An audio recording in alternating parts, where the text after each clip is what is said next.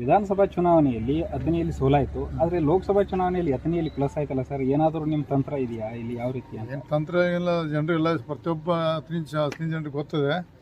ಒಬ್ಬ ಈಗ ಎರಡೂ ರಾಷ್ಟ್ರೀಯ ಪಕ್ಷ ಆತ್ಮಲೋಕ ಮಾಡುವಂಥ ಸಂದರ್ಭ. ಎರಡೂ ರಾಷ್ಟ್ರಗಳು ಬಿ ಜೆ ಪಿಗೂ ಕಾಂಗ್ರೆಸ್ ಅವರು ಕೆಲವೊಬ್ಬರು ನಮ್ಮದೇ ಮಾಡಿದ ರಾಜ್ಯ ತಿಳ್ಕೊಂಡ್ರೆ 2004ರಲ್ಲಿ ಡೋಂಗೂರವನ್ನು ಸೋಲಿಸ್ಬೇಕಂತ ಮಾತನಾಡಿದಾಗ ಇದ್ದಾಗ ತಲೆ ಪಟಕನ ಶಾಸಕರಾದರು. ಮೊನ್ನೆ 23ರಲ್ಲಿ ಒಂದು ಕೆಟ್ಟ ವಾತಾವರಣ, ಪಾಪ ಮಹೇಶ್ ಕುಮಟಳ್ಳಿ ಅವರು ಒಳ್ಳೆ ಕೆಲಸ ಮಾಡಿ ಒಂದು ಕೆಟ್ಟ ವಾತಾವರಣ ಮತ್ತು ಜಂಪ್ ಹೊಡೆದು ಶಾಸಕರದು ಪದೇ ಪದೇ ಮಜಾ ಅನಿಸೈತಿ. ಈ ಮುಂದಿನ ದಿನದಲ್ಲಿ ಅಥಣಿ ಜನರು ಅದು ಒಳ್ಳೆಯ ಬುದ್ಧಿವಂತದಾರ.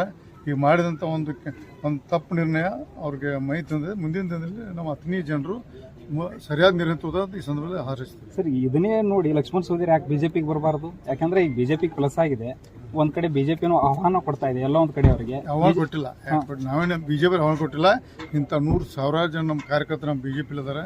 ಈಗ ಅವರೇ ಬರಬೇಕು ಜೊತೆಲ್ಲ ಪಕ್ಷ ಅಂತಿಮ ತೀರ್ಮಾನ ಪಕ್ಷ ಅಂತ ಸ್ವಾಗತ ಇದೆ. ನಾಳೆ ಅಂತದೊಂದು ಏನಾದರೂ ನಿರ್ಣಯ ಬಂದ್ರೆ ಬಿಜೆಪಿ ಕರ್ಕೋತಾರ ಸರ್ ಲಕ್ಷ್ಮಣ ಸವದಿ ಅವ್ರನ್ನ? ಯಾಕೆ ವಾತಾವರಣ ಆ ರೀತಿ ಅಥಣಿಯಲ್ಲಿ ನಿರ್ಮಾಣ ಆಗಿದೆ ಈಗ ಸದ್ಯಕ್ಕೆ? ನೋಡ್ರಿ, ಅದನ್ನ ಪಕ್ಷದ ನಾಯಕರು ತೀರ್ಮಾನ ಮಾಡ್ತಾರೆ. ಒಂದು ಮೊದಲೇ ಇಲ್ಲ, ಎರಡೂ ರಾಷ್ಟ್ರೀಯ ನಾಯಕರು ಇಂಥ ಜಂಪ್ ಹೊಡೋ ಜನರಿಗೆ ಬುದ್ಧಿ ಕಲಿಸುವ ಒಳ್ಳೆ ನಿರ್ಣಯ ತಗೋಬೇಕು. ಸಂದರ್ಭದಲ್ಲಿ